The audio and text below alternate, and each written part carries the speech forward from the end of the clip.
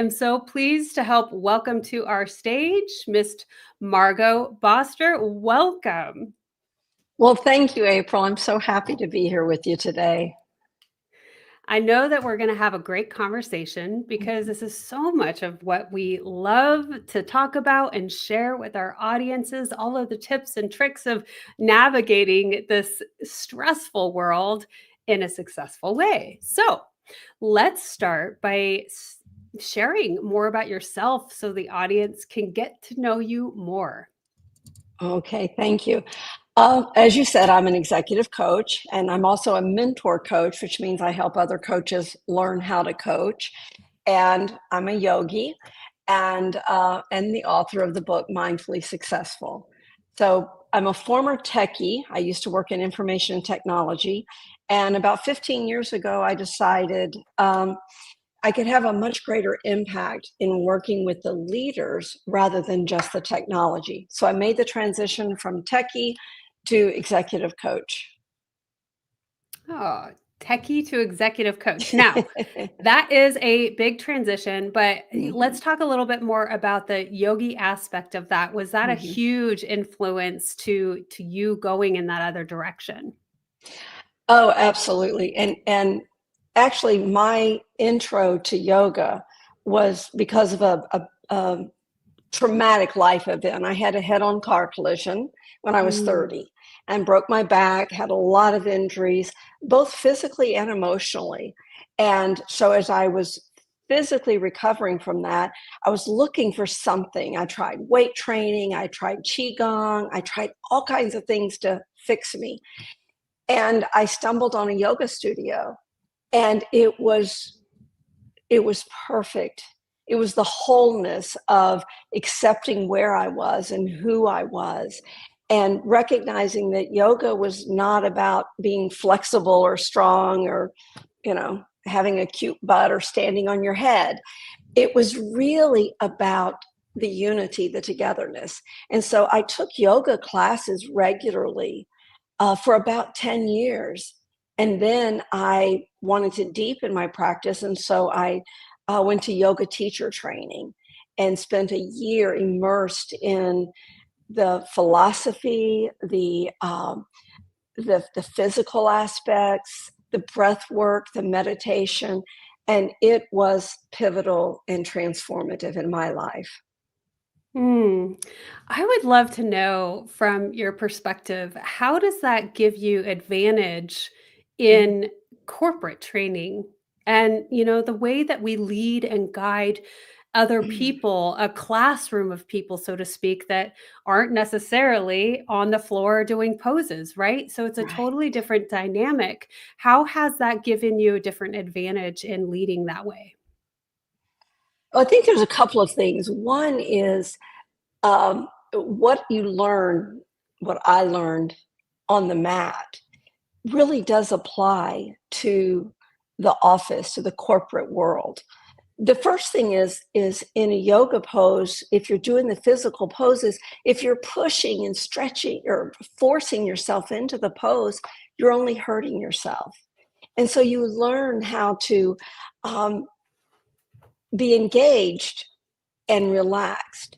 And when you can move that from the yoga mat to the office or your regular life, it is transformative. The second piece is that as I finished up my yoga teacher training, I then began executive coach training at Georgetown. And the commonalities between the yoga, the philosophies, and coaching they just melded so they were so in alignment. And I thought, how can I bring those two together? And so I really started looking at how do these yoga principles, the physical, the meditation, the philosophical, how do they help us in our everyday life? And so that kept me down that journey of how can we integrate this so that wholeness that we have and feel, the health, can be with us throughout our work world and our professional life or personal Mm. lives. So there really is something to inviting and utilizing this spiritual aspect of ourselves and being able to relate and work alongside other human beings, right? And I really enjoyed how you bring in the aspect of not forcing something, really Yeah. being able to flow and ease into anything really when it comes to life, or concepts, or things that we need to work on, projects, working together as a team, the team Mhm. aspects. We all have different thoughts, opinions, insights, creative styles. Mhm. And how do we really marry all of that and blend it together in order to have the win-win situations that we Yeah, seek in those situations? absolutely. Yeah. And it's not just, it's interesting as I started exploring yoga, then I wanted to know why. Why? Why did breathing work? How did that happen? How did that influence me? How is it that the way we stand, the way we hold our bodies, make a difference in what messages are being sent? And so I Mm, really explored deeper into the science, the neuroscience of the brain, body, and breath to yeah. to really help us be whole, healthy leaders and people. So this is so exciting to me because I love bringing in all of these things. And you know, I was a deputy sheriff at one point in my life, past Mm, life, and so we really had to have that mindfulness to be mm, successful when mhm. you're involving high risk situations, right? Very intense, you have to make immediate decisions, but also including breath work was a really big aspect Yeah. for this and for me. And so the trainers and the leaders that I uh, appreciated the most really incorporated all of those things when you're Mhm. when you're in these these intense situations, and incorporating that breath work was just vital in order to respond more effectively and calm down the nervous system. And so share with us a little bit about how you bring that into, let's say, I know that it incorporates, both personal and professional, but let's go ahead and give a professional setting. What is Mhm. that like when you're in a professional setting to bring those practices at play? Yeah. And I have two thoughts as you said that. One is for me, and then one is for the leaders I coach. And so um, I I noticed I also had a bad motorcycle accident. I think I should stay off the roads with all these accidents I've had, but I had a bad motorcycle accident. And the first trip that we took afterwards, every time we would go into a curve, like the one where we had the accident, I would tense up. And then I realized, oh, you know how this works. And so when we would go into the curve, I would, and then as we'd go out, I would, because I had it backwards. It wasn't that I was I wasn't tensing up because I was nervous. I was getting nervous because I was tensing up. And so I realized, hey, maybe this will work at work too. And so I began keeping that image in my mind as I would go into a high stakes meeting. And so I just began to notice, am I breathing fully or am I tensing up? And with my leaders I work with senior execs, and so they're not interested in any woo-woo stuff. But I explained to them, just like you said, in the sheriff's department, you learn about breathing exercises. Well, the Navy SEALs, Air Force fighter pilots, they all use this box breathing. And so often I'll say, have you tried your breathing? And they're like, well, yeah, I'm breathing. Like, no. And so I'll walk through and we'll just walk them through a few minutes of it as practicing either the box breathing or some of the other breathing techniques. And they are amazed at the difference this 2 to 3 minutes can make. And so then they will become converts. And in this very stressful time that we're in, I will ask my leaders, how's your breathing going? Because it just, when you breathe, when you're holding your breath, it makes you tense.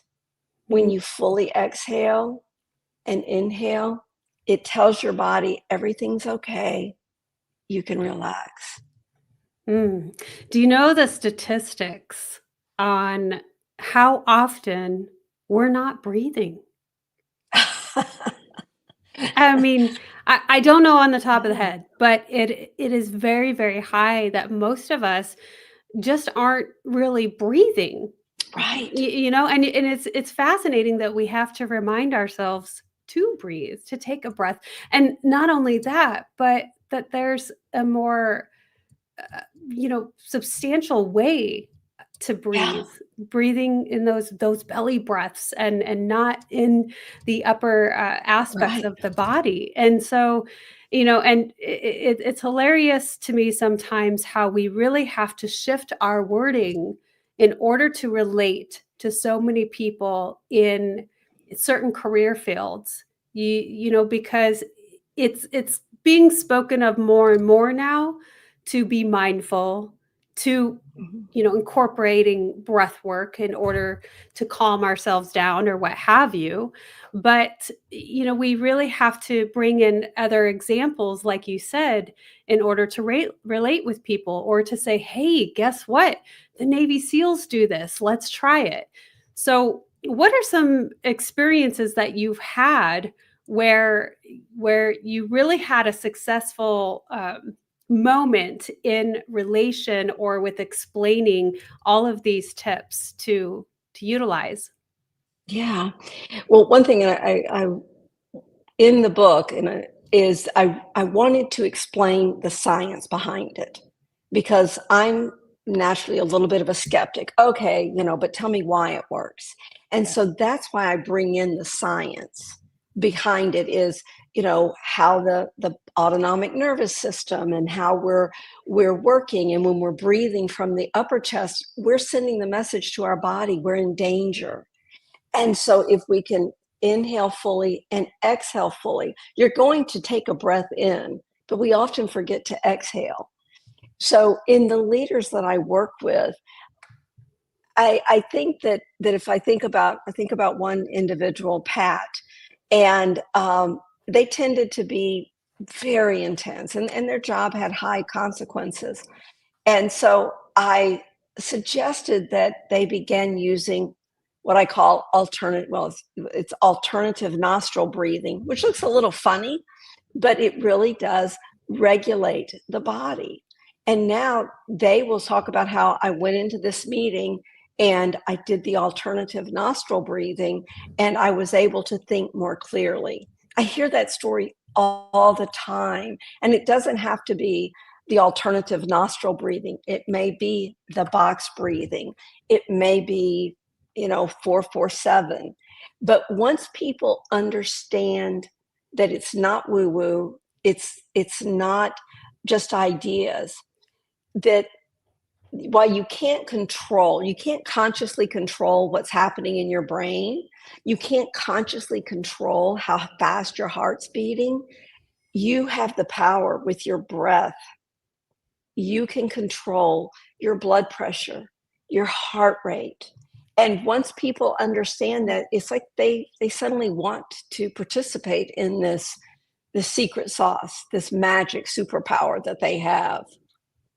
Yes, because it has benefits in all areas. And what's Yes. one of the most dangerous things we do every day is get inside a vehicle. So wouldn't Oh, that be fabulous if we could, learn those things to calm mhm. down and not, be anxious or express road rage or Oh, whatever, you know? yes, So yes. beautiful insights. Thank you so much, Margo. We are going to move into our first commercial. And when we get back, Okay. we'll continue the conversation. Stay tuned. Are you ready to take control of your ride to wellness? Rev up with Driven Living. Visit www.drivenliving.com and buckle up for a journey. Get exclusive access to our Wellness Driven Life Show guest portal, where you can dive deep into the minds of our esteemed guests. sign up for our newsletter, and get insider scoops on these distinguished personalities. It's like having a backstage pass to their life-changing wisdom. But that's not all. You'll also receive a free hug. You heard me right, a free hug. An enlightening ebook from the Driven Living team. Discover the science-backed benefits of hugging yourself.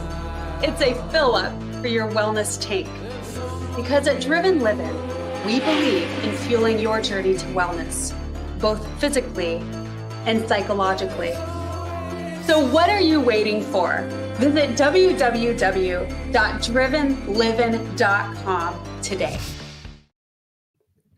Welcome back, everyone. And here with Margo. Margo, we have talked a lot about breath work and how that helps relax us, when we're in a stressful state. But let's move into, how does this help us think more clearly? And how does it move into helping us achieve a overall well-being in all aspects? Yeah, and I think if we look at the wholeness of the brain, the body, and the breath, and we have to look at it together to really fully take advantage of what we have. We are not at the mercy of what's happening out there. Our brains are not at the mercy of what happened in our past. I talk about conscious learning and unconscious learning. There are so many stories we have going through our heads that we tell ourselves, and they play over and over and over. We can adjust those stories with our thoughts. And as far as the body, once we understand that how we stand, how we move, if we're slumped over or if we're standing with our fully upright, it sends the messages through our nervous system if we're safe or if we're in danger. And then as we've talking about the breath lets you control, it integrates the brain and the body. So by pulling these together, integrating these aspects, we just adjust who we are. And it doesn't become that we have to think about being mindful. We actually are more mindful. So we're moving into a little bit more of the how-tos.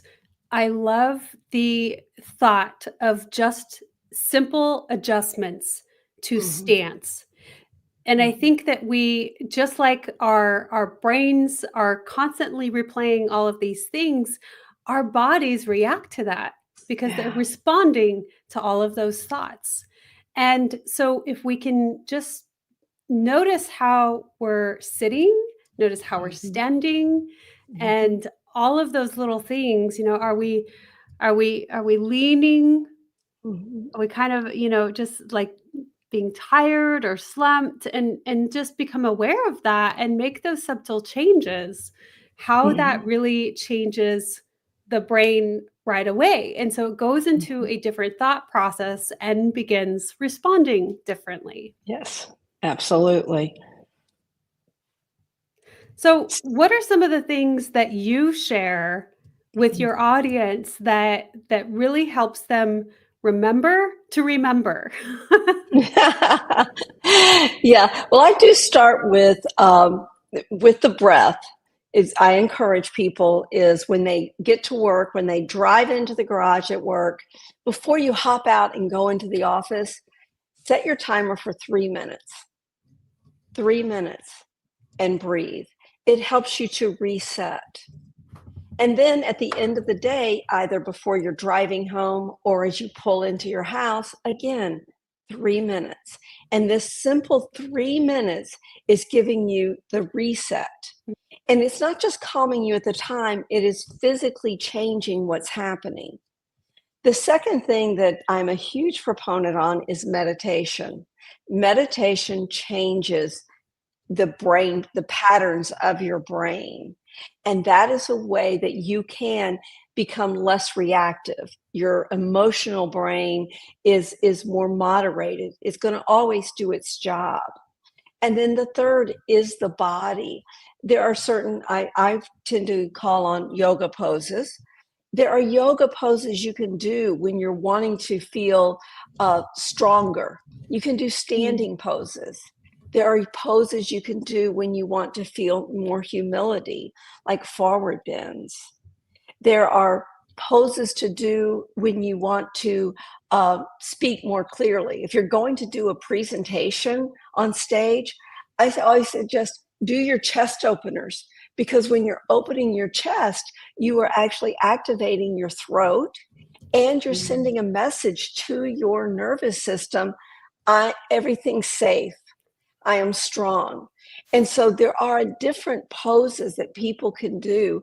And if you don't want to do yoga poses, assume the postures to let your body hear the message of what you're wanting to happen. Conversely, unfortunately, when we're not thinking, we can be hunched over. We're sitting over. As you're hunched over, you're telling your body, I am not safe. Danger, danger. So it's always important to be aware. What are you telling yourself through your body postures? And we do it so often. Again, Yes. not conscious of it, and just those little reminders. I absolutely love your system of the reset prior to work, after work, or whatever it is you're doing when you're entering into a different scenario where we all play different roles and we all wear different masks for different things. We have the work role, we have the family role, the mom, dad, sister, brother, parent, all of those things. And so moving into that mentality where you're not carrying the energies from something else into what you're about to go into, it really reminds me of I've heard it said biblically a lot, putting on the armor of God. It was referenced when I was in law enforcement. When you put on that badge, you are this person, you have the vest, the badge, and so you are playing that role. And so it's just mentally switching into and preparing yourself to be that version of yourself, the best version of yourself for what you're about to go into. So that's so beautifully explained. Thank you for sharing that. And it also makes me think of, with the mind, body, spirit, the spiritual aspect, which I consider more of that meditation aspect, the intellectual aspect, which I think is more of that reset piece. And you're reminding yourself of how you want to show up. And then the physical piece where you switch and pose in a different regard. The meditation I'm very excited about. I have to say it because I'm so excited about it, but I'm on Insight Timer now. And so I love to do guided meditations. It's a huge piece of where I too believe that has a vital impact in our life, in how we, show up and how we connect ourselves back to calm and ease and getting out of that fight or flight and connecting us to source or what have you. So very cool way to do. Now, what are some of the things that you do on a daily basis to really help? You've got so much insight. I'm sure you do many things automatically, but what are some of the things that you do for all of these successful practices? Yeah. And I think the first off is the breathing is I'm very aware all the time of my breath, not just when things that I anticipate to be stressful, but just constantly, where am I breathing? How am I breathing? That is a natural flow. I try to do at least 15 minutes of yoga every day. And in yoga, if there's different poses, there's the standing poses, the forward bends, the twists, the chest openers. And so I would like to do a full hour and 15 minutes. But if I can just get at least 15 minutes to remind my body where to and how to move and the messages it's telling itself. And then meditation. Meditation, a lot of times people do think it is just the spiritual aspect, but there's been so many studies that scientifically it rewires your brain. It calms down that limbic system so that when information is coming through, it's being processed in a more moderated way. So I breathe regularly, I do yoga and daily meditation. Some days I have to meditate twice a day. I agree with you. It's a really good, because it's and I don't know if you agree, disagree. It's just a constant shifting of it's a constant practice because we are human and we experience vast amounts of emotions and based on all of the things and how life is working out. And so it's just those practices that we need to continuously do to reset, reshift, and remind. And so thank you for sharing that. Margo, it's been amazing having you as a guest. What are some of the things that you're most excited about creating now? I think what I'm doing is I really am excited to be sharing that this connection between the brain, body, and breath and professional executive success. Because a lot of times executives in the past have felt they have to do it themselves on their own. They have to be tough. And it's so wonderful when I hear them say, oh, I'm listening to your book or I'm reading your book, and it never occurred to me about this. We're also developing a companion guide, a workbook to go along with my book so that people can take it and go through practices and have reflections to help integrate it into their regular life. Oh, I love that. That's, I too am a program developer. So I think that is so nice to have something alongside, incredible works, incredible wisdom, where people feel like they're moving along in this journey with you and being able to navigate those practices and write them down and be consistent with them. And all of those pieces are really great. I want to make sure that everyone knows where to find you. We've had it displayed here on the screen for those of you watching, and for those of you listening in, please visit margoboster.com. And I know I asked you in the beginning if I was saying your name right. I hope that I am, because I know I've said You are, yes, differently. Margo Okay. Boster. Margo it's like Foster Boster with a B. Thank you. Visit margoboster.com. It is also in the description below, so you can check out what she has, purchase her incredible book, and soon to be coming a workbook alongside it, which is fabulous. Thank you. Thank you so much, April. I've really enjoyed it. I appreciate it. You are absolutely welcome. Is there anything else, Margo, that you'd like to share with our audience today? I think two things. One is be gentle with yourself. Be gentle with yourself as you're going through those stories that you tell. Be kind. And it is a regular practice, but it becomes just a natural of who you are, not what you're doing. So you too can be mindfully successful rather than successfully exhausted. That is really awesomely said. Thank you. Thank you. Thank you. Yes, be kind to thyself. And so thank you, Margo, for being our great guest on the Wellness Driven Life Show. And thank you to our audience for watching, because without you, the show wouldn't be possible. So goodbye for now, and we will see you all next time. Bye.